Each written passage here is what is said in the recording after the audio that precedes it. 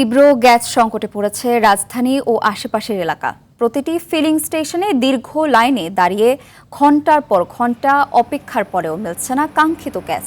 এমন পরিস্থিতিতে ক্ষোভ বাড়ছে সিএনজি চালিত যানবাহনের চালকদের।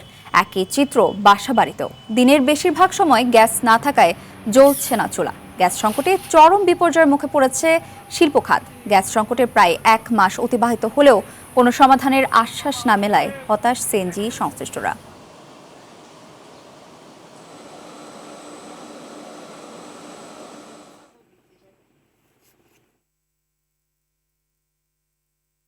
দর্শক, এই মুহূর্তে রাজধানীর তেজগাঁও এলাকা থেকে সরাসরি যোগ দিচ্ছেন সহকর্মী ওয়ালিদ সিদ্দিক। ওয়ালিদ, বন্ধের দিনে গ্যাসের কি পরিস্থিতি দেখছেন এবং ফিলিং স্টেশনের মালিকরা কি বলছেন এ ব্যাপারে জানাবেন।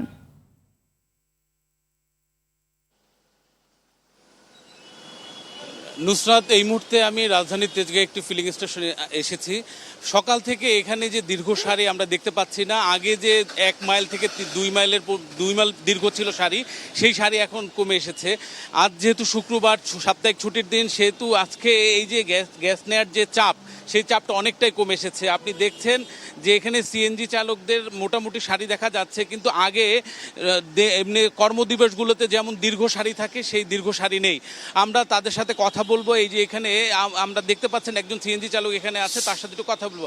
আপনি কি পর্যাপ্ত গ্যাস পাচ্ছেন কিনা এই কয়েকদিন যাবত?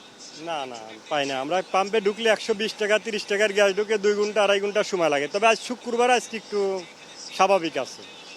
এই যে অবস্থা আপনি দেখতে পাচ্ছেন যে তারা বলছে আজকে শুক্রবার বিধায় এখানে পাম্পে গ্যাসের চাপ খুবই কম, গ্যাসের যে সারি সেটা খুবই কম। আমরা কর্তৃপক্ষের সাথে কথা বলেছি, তারা বলছে যে আগে যেখানে গ্যাসের চাপ ছিল 100 বা 80, এখানে গ্যাসের চাপটা এখন 150, এবং তারা বলছে আমরা গ্যাস দিতে পারছি। এবং এখানে যে সারিটা কমে গিয়েছে তার কারণ হলো আজকে শুক্রবার, আজকে চাপ কম থাকায় আজকে মানুষের যে কর্মব্যস্ততা প্রতিদিনের ন্যায় আজকে নেই। আমরা একজন ফিলিং স্টেশন কর্তৃপক্ষের সাথে কথা বলবো। আপনি কি আজকে আপনারা কি পর্যাপ্ত গ্যাস দিতে পারছেন কিনা?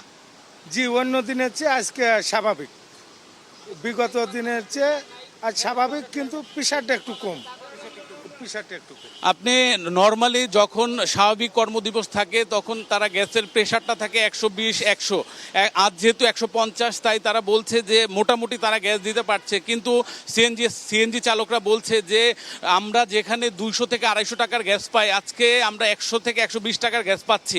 এই যে অবস্থা, এই যে তারা বলছে যে এই যে গ্যাসের পরিমাণ এই গত 1 মাস যাবৎ কম, এর ফলে তাদের দিনে 2 থেকে 3 বার গ্যাস নিতে হয়, যা তাদের স্বাভাবিক আয়কে ব্যাহত করেছে। এবং তারা বলছে এই যে আয়ের যে তারতম্য, তাদের যে দৈনিক যে খরচ, সেই খরচ যোগাতে তারা ব্যর্থ হচ্ছে। এবং তারা বলছে তাদের যে দৈনিক যে মালিককে যে টাকাটা দিতে হয় সেই পরিমাণও মালিক কমাচ্ছে না। তারা বলছে মালিকও সদয় হচ্ছে না। এই যে আপনি দেখতে পাচ্ছেন যে সে দেখাচ্ছে এখানে যে 76 টাকার সে গ্যাস পেয়েছে। আমার 250-300 টাকার গ্যাস ঢোকে, সেখানে আছে 76 টাকা।